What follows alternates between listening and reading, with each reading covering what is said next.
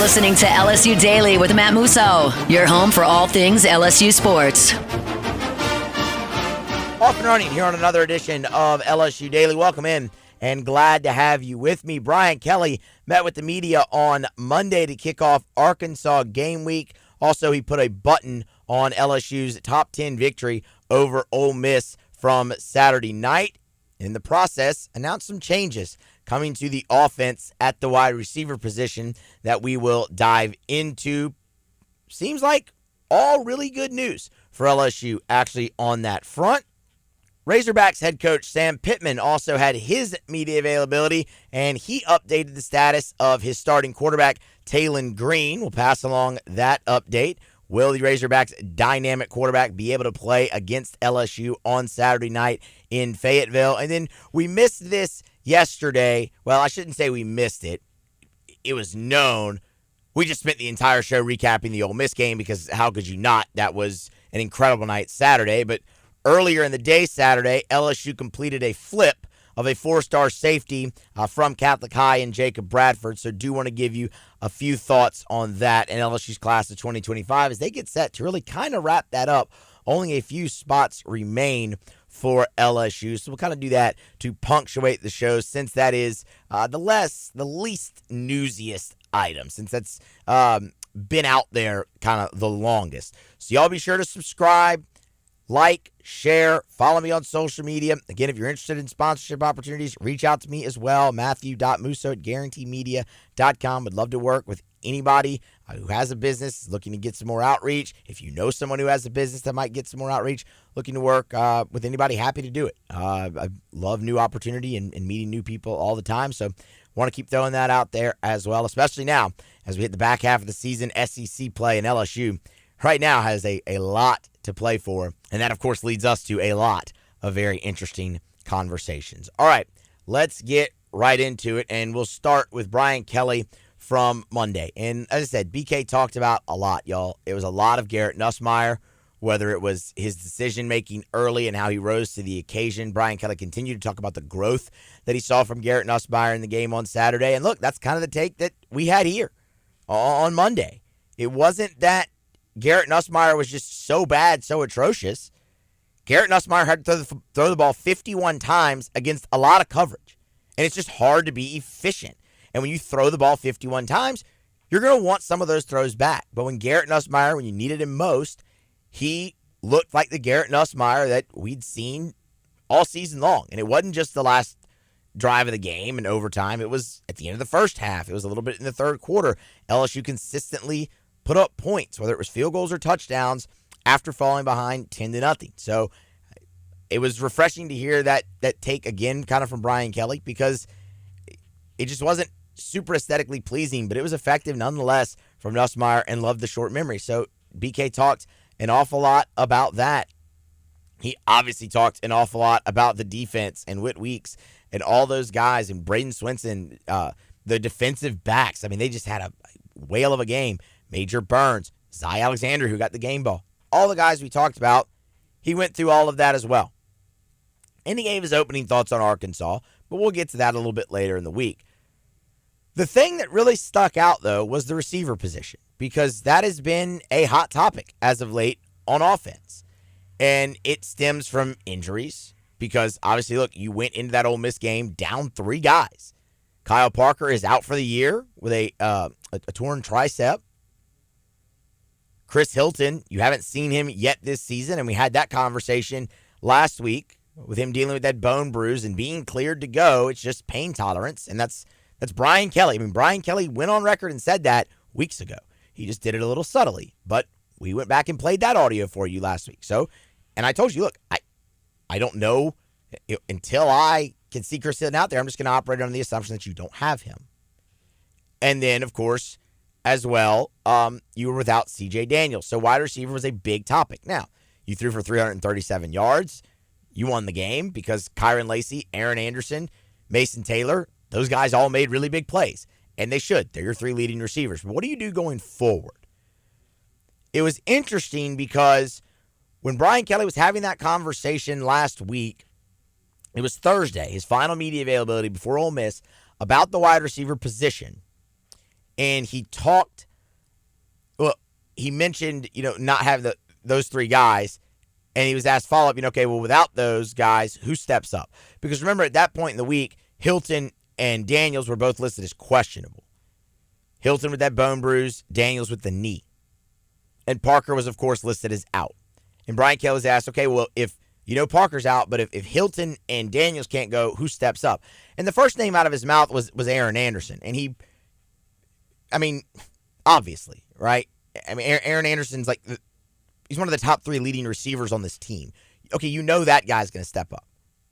But the next 2 names out of his mouth were Trey'Dez Green and Kamorian Pimpton.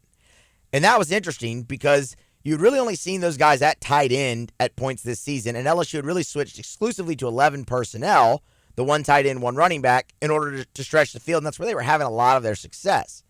So it begged the question, is that going to bring in more multiple tight end sets for LSU, or are they just going to be able to line those guys up at receiver? Well, you saw both of them go out there. You saw them both line up at receiver. If you look at Trey'Dez Green particularly, Green played 3 offensive snaps, scored a touchdown on one of them in the red zone on that RPO, right out of the slot at the receiver position. So Brian Kelly was asked on Monday about Trey'Dez Green playing more wide receiver. Quite frankly, I think that's what we have to do. We're probably in a position now where, watching him play, all of the complexities of playing the tight end position can be eliminated by, getting him more in a wide receiver role. And I think we're getting to that point where we've made that decision that has to happen. He's a talented player. We saw him on the touchdown, how easy it is for him to flash his hands and catch the football. And he just gives us more versatility. So, yeah, I think you're going to see that moving forward. So I love this for a lot of reasons. Number one, Trey'Dez Green is just an absolute freak athlete who, get that guy the ball in his hands. He's 6'7", 245 pounds. He's a freshman. He's got an inherent advantage just because of his size. He can get that inside leverage like you saw him do in the red zone on that touchdown against Ole Miss.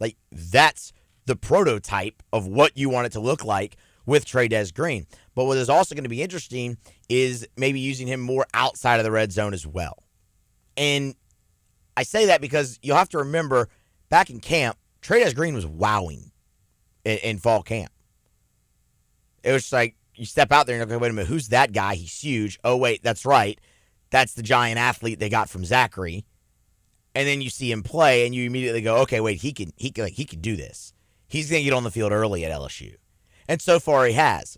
No bigger catch than the one that he had Saturday. It was LSU's first touchdown, and it was, again, like I said, the prototype of what you want a guy like him to do. So, yes, I love getting him more involved. That's another big target, big weapon that, has an advantage over pretty much anyone that's going to cover him. You're not going to see many 6'7" safeties or definitely corners that are going to try to match up against him, and a linebacker ain't going to hang either. He's a mismatch. So, yes, give the mismatch opportunity and put him out there on the field. The other thing about it, though, is it doesn't add anything to your offense in what you're missing. It will help LSU continue to get into what they want to get into. Again, you saw that on Saturday. It'll be a lot more possession-type routes for a guy like Trey'Dez Green. You're still looking for that player to stretch the field, and I don't think it's going to be him. Who knows? Maybe it will be, but I don't think it will be. But it definitely allows LSU to stay in what they want to be in, which is that 11 personnel, while getting another freak show playmaker out onto the field. Now, what do you do about stretching the field? Well, you have Aaron Anderson, but I get it. We've talked about that plenty. The size isn't there, to consistently do that. But he had a long reception where he got down the field on a deep cross and kind of turned it up the sideline and was able to make a really big catch for you in that Ole Miss game. You've seen him have success doing it a little bit. It's just the consistency that LSU has lacked there. I don't know if you're going to have that this year. You're halfway through the season. You haven't had anybody emerge yet. You can't get Chris Hilton back out onto the field yet.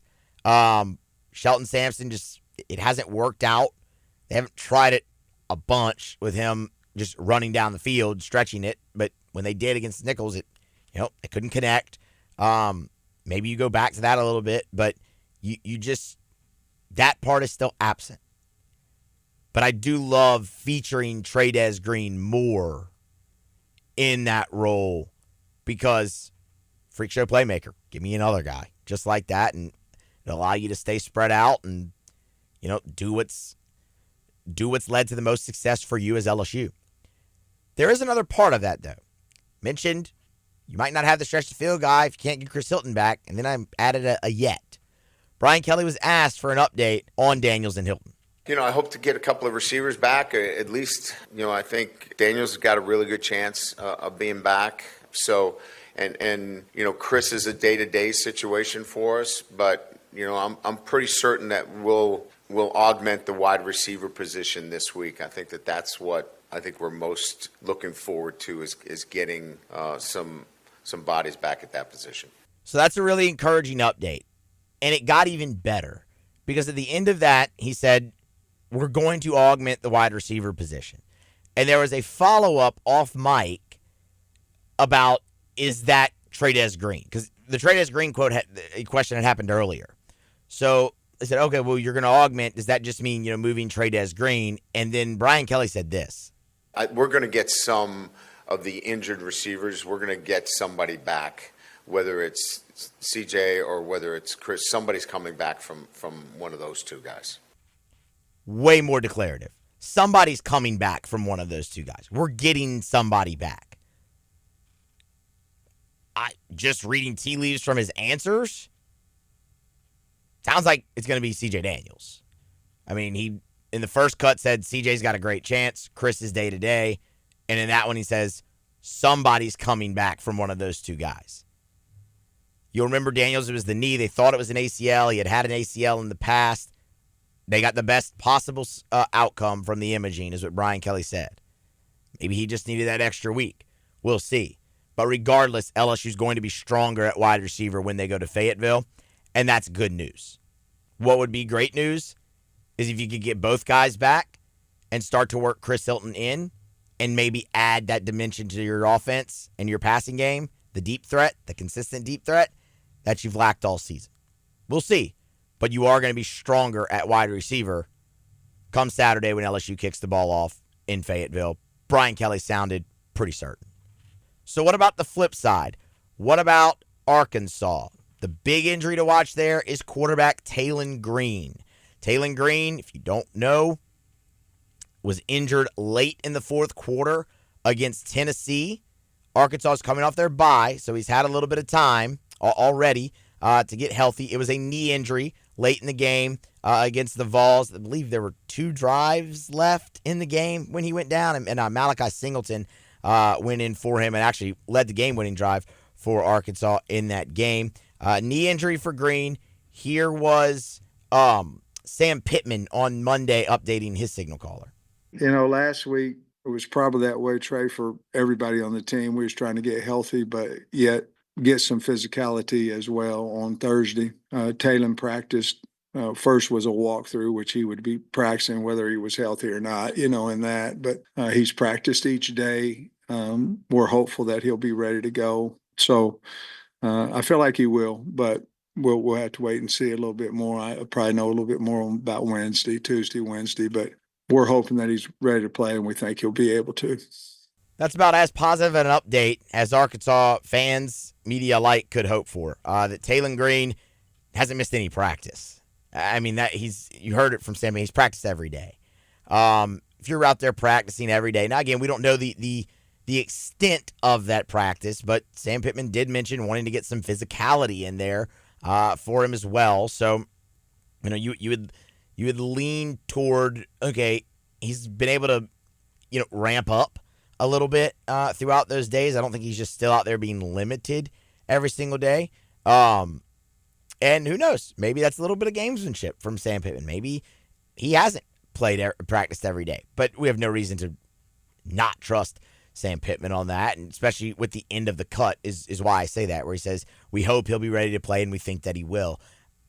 I mean, I'd be less inclined to believe that if Arkansas didn't have the bye. Like if there wasn't that full week off to help get him, healthy and ready to go. So, I'm expecting Taylen Green to play in this game, and that's going to add a very interesting dynamic because while running quarterbacks gave LSU problems early in the season. The last 2 times out, they've been pretty darn good against the running quarterback. We know what they did against Gio Lopez from South Alabama, and then you saw what they were able to do against Jackson Dart as well. And while I know that Jackson Dart isn't, no one thinks of him as this burner, total dual threat dynamic guy, he is quite mobile, and when you look up at the end of that Ole Miss game against LSU, he has 15 carries in the ball game. Now, again, yes, college football is stupid, so sacks end up counting as a running play, even though it's not. It's a passing play, so you have to factor that in. And the sack yardage also comes out of your rushing total. But even so, Jackson Dart ran the ball 9 times in the game. If you take out the 6 sacks, a total of 27 yards, 1.8 yards a carry.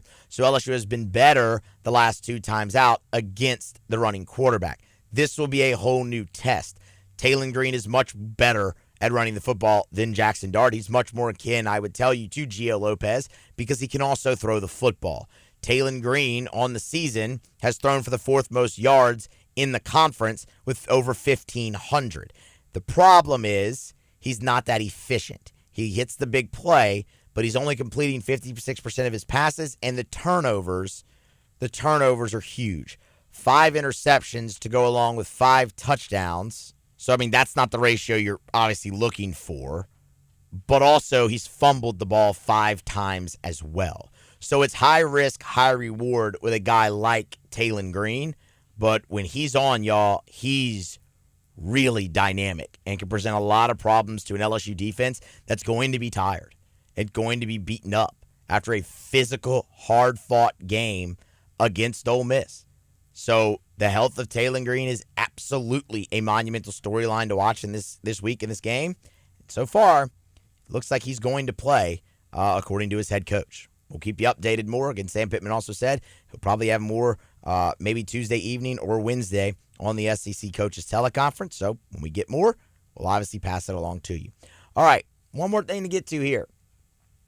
And again, this breaks over the weekend on Saturday morning before LSU kicks off against Ole Miss. LSU grabbed commitment number 27 for the class of 2025, and it is a big one. 4-star safety Jacob Bradford out of Catholic High School in Baton Rouge flipped his commitment, from Houston to LSU. Not at all unexpected. LSU had really been turning up the full court press for him for a while. He was on campus for a visit on LSU's bye week, an official visit on LSU's bye week. Shortly after that, decommitted from Houston, and then was back at LSU on Saturday for the Ole Miss game for another visit and announced his decision to commit to LSU. So LSU gets the 3rd safety that they were looking for in this class. Bradford joins Jace Thomas out of Destrehan and CJ Jim Coyley as well. He's 5'11", 195 pounds, ranks as a 4-star in the On3 composite ranking, the 14th ranked player in the state of Louisiana. Versatile, physical, 2 words used to describe Jacob Bradford by just about anybody that you talk to who covers recruiting. So obviously, you love to hear that, especially at the safety position. And it's a huge position of need for LSU. Where, how much have we talked about the safeties? How much have we talked about safety position at LSU this season? And you'll have some turnover there as well. Like Sage Ryan's gone. Major Burns going to be gone. So you have some turnover there. You need to upgrade the position as well. Jacob Bradford joining this class helps you do that. The other portion of this, where LSU hopes it pays dividends, is with his younger brother, Blaine Bradford, who's also at Catholic, who's the class of 2026 safety, a top 10 player in the class of 2026, 5-star guy who has LSU in his top 5, but along with the who's. Ohio State's in there. It's an impressive list. Getting that guy's brother on campus doesn't mean it's a lock. It doesn't mean you're just it's the be all end all, but it also does not hurt as well. So for a bunch of different reasons. One, it helps upgrade your safety position going forward for LSU in seasons in the future. And 2, you're heavily recruiting his brother as well. It doesn't hurt having him in the fold. It's just even a bigger bonus that he's also a really good player. So that gives LSU 27 commits. Remember, obviously, they've done away with the hard signing cap, so you can sign as many as you want. But Charles Hannegriff and I talk with Shea Dixon every Saturday on the Eagle 98.1 Game Day pregame show. And Shea's convinced that this is kind of right around the number that they want to settle in. Maybe a couple more spots, probably cap it at about 29 for LSU. Of course, one of those, they'd love to go to Jakeem Stewart, who has officially reclassified and is in the 2025 class now. Big defensive end, formerly of St. Aug, now of Edna Carr. That's a guy that would obviously have a spot there, and maybe maybe one more offensive lineman potentially, but that would be a flip later down the road if LSU would get there. But the class is almost wrapped up for LSU. Jacob Bradford, just the latest to join in. All right. Smash the like, get subscribed if you haven't already. Follow me on social media at Musso Matthew. That's on Twitter X. You can find me on Facebook. You can follow me on Instagram as well at Matthew Musso1. All of that greatly appreciated. Be here next time for more on LSU Daily.